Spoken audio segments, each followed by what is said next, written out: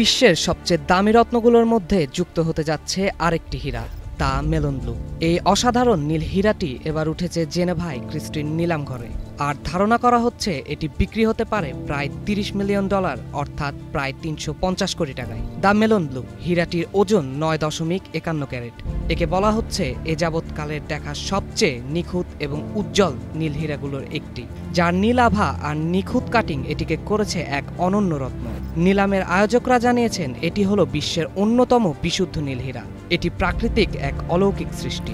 আসছে নিলামে হীরাটির রেকর্ড দামে বিক্রির প্রত্যাশা করেছেন আয়োজকেরা। কে পাবেন এই রত্ন, সেটি এখন আলোচনার বিষয়।